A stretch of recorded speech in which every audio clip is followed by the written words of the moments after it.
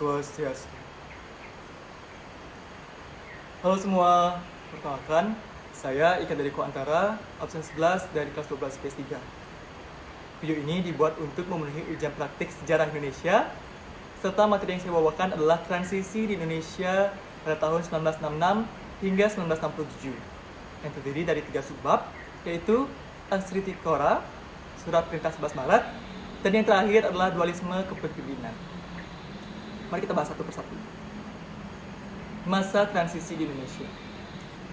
Berdirinya Negara Kesatuan Republik Indonesia melalui sejarah yang panjang perjuangan para pahlawan dalam menumpas penjajahan 350 tahun Hindia Belanda. Memasuki fase kemerdekaan atau masa transisi di Indonesia, serentetan kejadian yang melukai negeri juga bukannya tidak terjadi. Pasca kemerdekaan, Indonesia kembali dihadapkan pada banyak pergolakan. Di tengah tahun 1960-an, merupakan masa transisi di Indonesia, di mana terjadi pergantian kepemimpinan dari Insinyur Soekarno kepada Jenderal Soeharto, atau kita mengenalnya dengan sebutan Orde Baru. Pergolakan politik terbesar terjadi dimulai ketika 7 perwira senior TNI tewas pada 30 September 1965 dengan dugaan dibunuh oleh pemberontakan PKI. Garis waktu yang pertama adalah masa 1966 hingga 1967 yang dikenal sebagai masa transisi ke Orde Baru. Orde Baru tersendiri lahir sebagai upaya untuk mengoreksi total penyimpangan yang dilakukan pada masa Orde Lama. Oke, kita masuk ke subbab yang pertama, yaitu aksi-aksi Trituran. Pada masa transisi ini, terjadi pergolakan politik, militer, hingga lingkup sosial masyarakat. Hal ini terbukti ketika para mahasiswa Jakarta membentuk organisasi federasi bernama Kesatuan Aksi Mahasiswa Indonesia yang disingkat sebagai KAMI. Berbagai tindakan pemuda dan mahasiswa pada masa transisi ini adalah satunya aksi Trituran, di mana ada 3 tuntutan yang disampaikan kepada pemerintah, yaitu pembubaran PKI, pembersihan kabinet dari unsur 30 SPKI, dan penurunan harga atau perbaikan ekonomi. Kita lanjut ke subbab kedua. Surat Perintah 11 Maret atau Super Semar.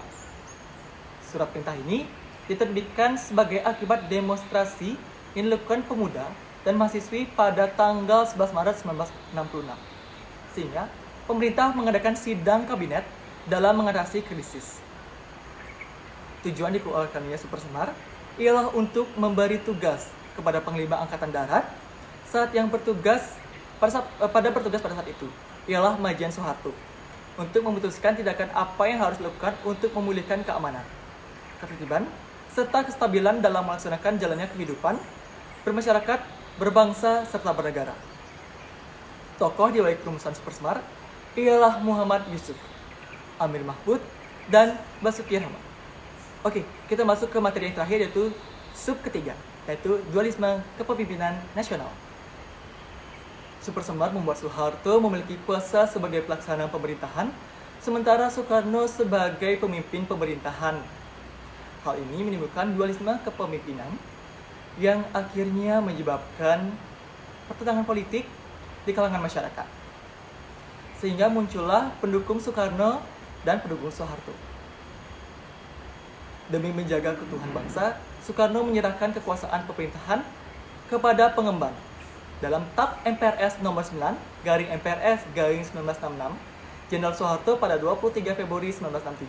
Pada 7 Desember sampai Maret 1967, diselenggarakan sidang istimewa MPRS dengan tema utama mengenai pertanggungjawaban Presiden selaku Mandataris MPRS. Nah, itu dia penjelasan mengenai masa transisi di Indonesia pada tahun 1966 sampai 1967.